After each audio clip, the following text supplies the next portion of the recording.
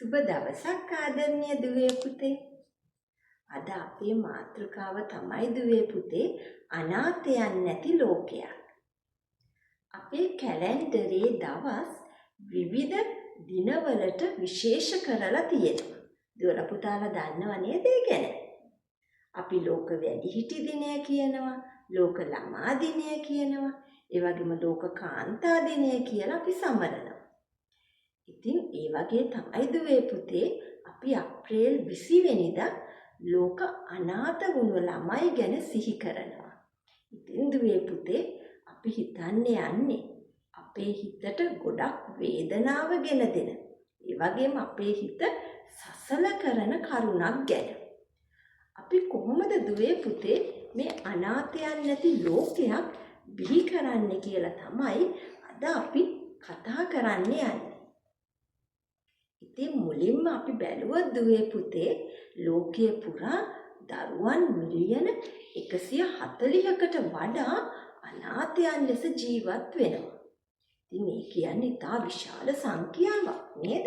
මිලියන 140ක් කිව්වම අපිට හිතා ගන්නත් අමාරුයි නේද?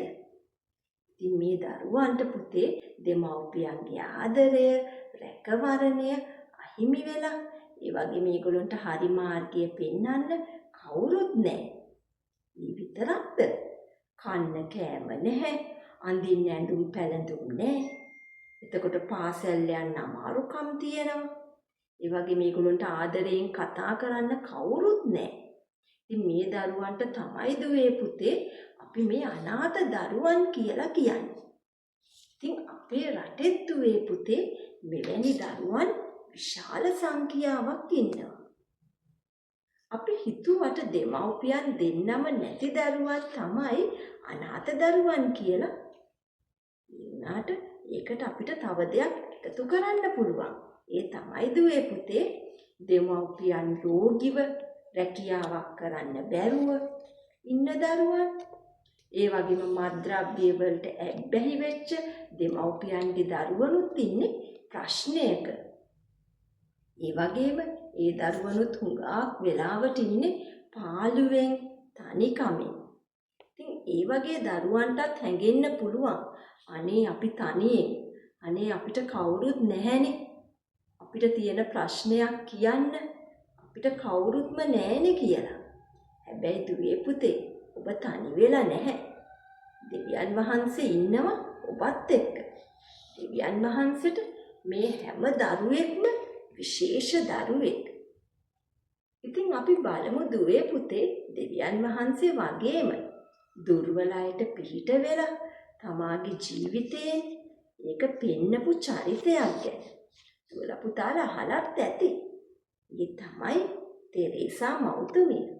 දුවලා පුතාලා අහලා තියෙනව නේද තෙරේසා මෞතුමිය ගැන? තෙරේසා මෞතුමිය කියන්නේ දුවේ පුතේ සරල ජීවිතයක් පවත්වගෙන ගිය, ඒ වගේම දුප්පත්, ඒ වගේම අසනීපයෙන් ඉන්න, ඒ වගේම අනාථ දරුවන් අතර ජීවත් වෙලා ඒගොල්ලන්ට ආදරය කළා. එයා ආරම්භ කරා දුවේ පුතේ මිෂනරි ඔෆ් චැරිටි කියන ආයතනය. ඉතින් අද දවසේ මේ මුළු ලෝකය පුරා දහස් ගණන් දරුවන්ට මේ ආයතනය මගින් ආදරය දෙනවා. ඒ වගේම රැකවරණය, ඒ වගේ මේගොල්ලන්ට වහලක් ලැබිලා තියෙනවා ඒ ආයතනය නිසා. ඉතින් දුවේ පුතේ දෙමව්පියන් ඉන්න දරුවන් විදියට අපිටත් තියෙනවා විශේෂ වගකීමක්. ඒ මොකක්ද අපිට තියෙන විශේෂ වගකීම? අපි දන්නවා දුවේ පුතේ අපේ යවට අපේ පාසලේ මිතුරන් වෙන්න පුළුවන්. ඒ වගේම නෑදෑයන්, අසල්වැසියන්, ඒ වගේම තමයි ඒගොල්ලෝ අපහසුතාවයෙන් ඉන්නව වෙන්න පුළුවන්. ඉතින් අපිටත් පුළුවන් දුවේ පුතේ මේ අය වෙනුවෙන් යම් කිසි දෙයක් කරන්න.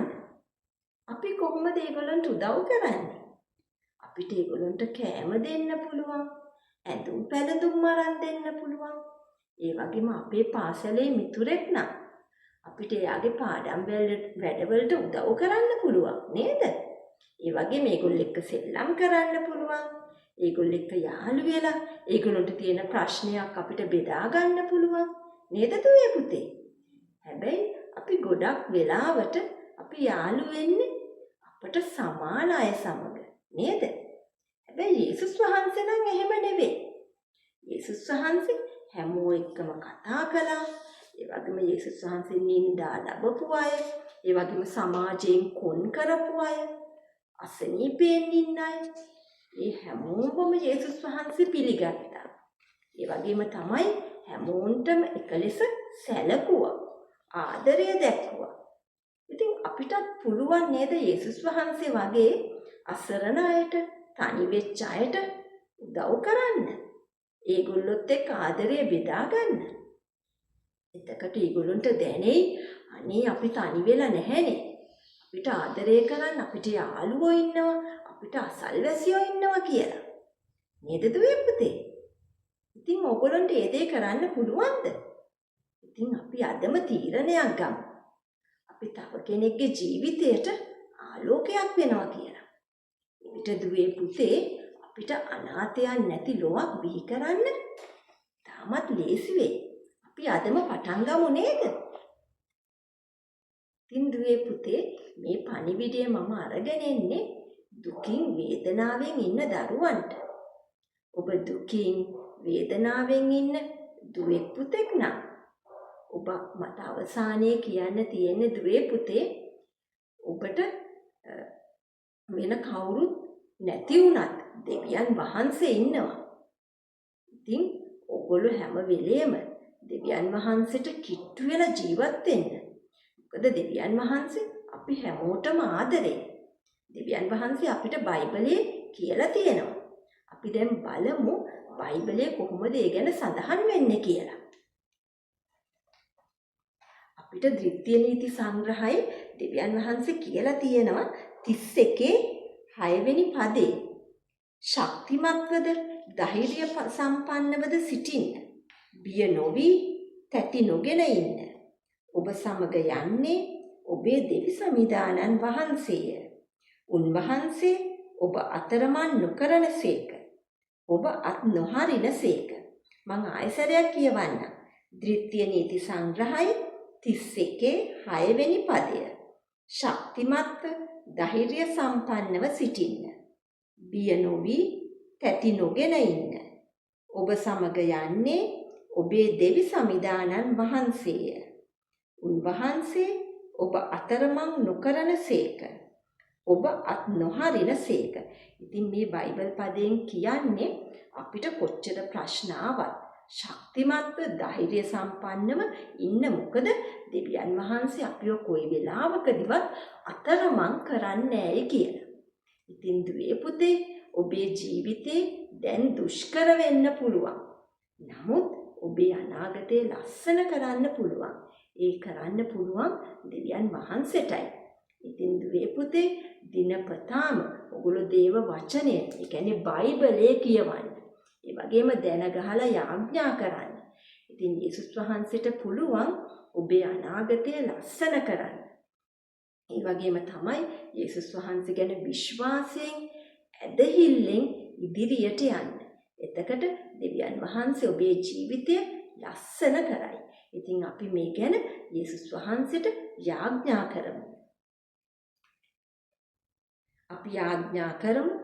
ආදරණීය දෙවියන්න් වහන්සේ ඔබ වහන්සේගේ දෑත්වලට අසරණ වෙලා ඉන්න තනිකමෙන් පාළුවෙන් සිටින දරුවන්ව ඔබ වහන්සේගේ දෑතට බාර කරනවා ස්වාමිනී. ඔබ වහන්සේ දරුවන්ව බාර ගන්න. ඔවුන්ට ඔබ වහන්සේගේ ආදරය දැනෙන්න ඔබ වහන්සේම සලස්වන්න. ඔවුන් පාළුවෙන් තනිකමෙන් සිටින අවස්ථාවල ඒ පාළුව තනිකම ඔබ වහන්සේම මකලා ඔවුන්ගේ සිතට ධෛර්යය ඔබ වහන්සේම ගෙන දෙන්න. ඔවුන්ගේ අනාගතය ඔබ වහන්සේම ලස්සන කරන්න ස්වාමීනි. ඒ සෑම දරුවෙක්වම ඔබ වහන්සේගේ දෑත්වලට බාර කරන්නේ යේසුස් වහන්සේගේ උතුම් වූ නාමයේ වටිනාකම නිසායි. ආමෙන්. එහෙනම් දුවලා පුතාලා හැමෝටම දේව පිහිටයි.